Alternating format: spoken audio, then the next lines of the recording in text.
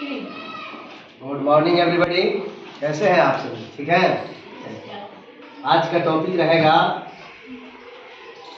जाति की दृष्टिकोण से नाउन को 5 भागों में बांटा गया है। ऐसे नाउन का बंटवारा हम कई तरीका से किया है। नाउन पहले तो इसके पहले वीडियो में डाला जा चुका है नाउन का परिभाषा, जिससे नाम का बोध, जिससे किसी भी व्यक्ति का, वस्तु का, स्थान, भाव इत्यादि के नाम का बोध उसे नाउन कहते हैं।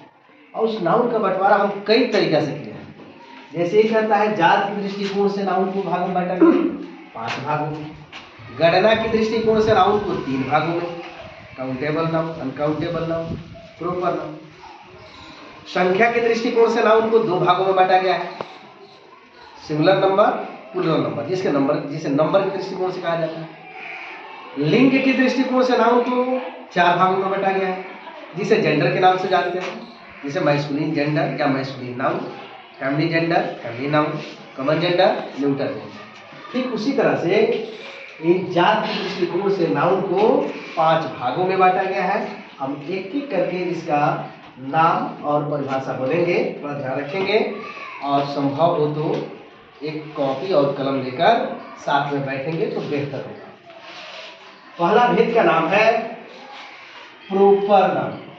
प्रॉपर का मतलब होता है खास। प्रॉपर, इसके नाम में ही इसका परिभाषा छुपा हुआ है। प्रॉपर नाउन किसी खास व्यक्ति, वस्तु इत्यादि के नाम का बोध होता हो। जब खास नाम का बोध हो तो उसे हम क्या कहेंगे? प्रॉपर नाउन, अर्थात व्यक्तिवाचक संज्ञा। जैसे हम कहते हैं राम है, नदीम है, पटना है, मोबाइल है, तो मोबाइल में आपका जैसे OnePlus हो गया, मोबाइल में सैमसंग हो गया, तो मोबाइल तो कॉमन नाउन हो गया, लेकिन उसमें खास है सैमसंग, खास है OnePlus। तो ये खास का जब बोध कराएगा तो उसे हम क्या कहेंगे? प्रॉपर नाउन कहेंगे। जब खास नाम का बोध होगा तो उसे प्रॉपर नाउन कहेंगे। दूसरा कहता है कॉमन नाउन। कॉमन नाउन यानी कि जातिवाचक संज्ञा। ये नाउन ऐसा होता है जिसका नाम रखने पर उस संपूर्ण जाति भर का बोध होता है। जैसे हम कहते हैं बॉय, जैसे बॉय जब कहेंगे तो इस बॉय जाति का दुनिया में जितने भी लड़के हैं सबका बोध हो जाएगा। गर्ल कहते हैं तो वही होगा। काऊ है सबका, आपके यहाँ जो गाय है वो भी गाय है, मेरे यहाँ है वो भी गाय है, यानी कि जो भी है इस दुनिया में जितनी भी गाय है सभी गायों का बोध होता है। कब? जब हम काऊ कहते हैं। जब हम बॉय कहते हैं दुनिया में सभी लड़कों का बोध होता है। लेकिन वही कहते हैं राम, रहीम, श्याम, तो वह खास का बोध होता है। तो जब खास का बोध होगा तो उसे हम प्रॉपर कहेंगे, लेकिन उस वैसा नाम जिसे रखने पर उस संपूर्ण जाति भर का बोध होता है तो उसे हम क्या कहेंगे? कॉमन नाउन कहेंगे। चलिए, तीसरा है मटेरियल नाउन। मटेरियल नाउन का मतलब होता है द्रव्यवाचक संज्ञा। मैटर मतलब पदार्थ, द्रव्य।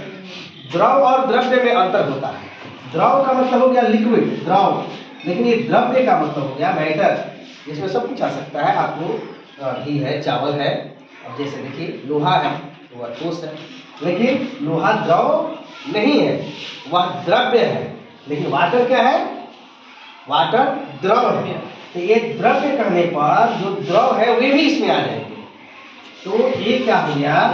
द्रव्यवाचक संज्ञा। मतलब जिसे नापी तौली जाने वाली वस्तुओं का बोध हो उसे हम क्या कहते हैं? द्रव्यवाचक संज्ञा कहते हैं। वाटर है, देखिए इसे हम क्या कहते हैं? लीटर में नाप देते हैं। ऑयल है, इसे ही हम नापते हैं लीटर में। राई से उसको किलो से जोक देते हैं। कहने का मतलब क्या है कि जिसे नापी तौली जाने वाली वस्तुओं का बोध होता है उसे हम क्या समझते हैं? होगा मटेरियल नाउन। क्या समझते हैं? मटेरियल नाउन, द्रव्यवाचक संज्ञा। चौथा है कलेक्टिव नाउन। कलेक्शन से बना है कलेक्टिव। कलेक्टिव का मतलब ही होता है संग्रह करना, इकट्ठा करना। तो जैसे समूह या सभा का बोध होता है, जैसे क्लासरूम चल रहा है, इस क्लासरूम में बहुत बच्चे हैं, 100, 200, 500 विद्यार्थी हैं, तो इनका भी एक समूह है। तो जैसे ही समूह का बोध होगा तो उसे हम क्या कहेंगे? समूहवाचक संज्ञा। अब जैसे कहता है ये बंच ऑफ कीज है, ये बंच ऑफ कीज है, यानी चाबी की एक गुच्छा में बहुत सारी चाबियां रहती है, तो उन सभी चाबियों के गुच्छा को ही हम क्या कहेंगे? ये बंच ऑफ कीज, यहाँ कलेक्टिव नाउन हो गया। क्राउड है, भीड़। अब अकेले खड़े हो गए या कहिए कि बहुत भीड़ थी वहाँ, ये संभव है? पॉसिबल नहीं है। यानी कि भीड़ इकट्ठा होने के लिए कुछ लोगों की जरूरत होती है, ठीक है ना। तो उस क्राउड में भी बहुत लोग होते हैं, यह भी एक समूह का बोध कराता है। अंगूर का गुच्छा ले लीजिए, एक अंगूर के गुच्छे में कम से कम 10, 20, 50 रहते हैं अंगूर। उस गुच्छा को भी हम क्या कहते हैं? कलेक्टिव नाउन कहते हैं। अर्थात इसे समूह या सभा का बोध होता है, उसे हम कलेक्टिव नाउन कहते हैं। पांचवा है अब्स्ट्रैक्ट नाउन, भाववाचक संज्ञा। देखेंगे इसे, ये भाववाचक संज्ञा ऐसा है जिसे हम न देख छू सकते हैं और न ही छू सकते हैं, केवल अनुभव करते हैं।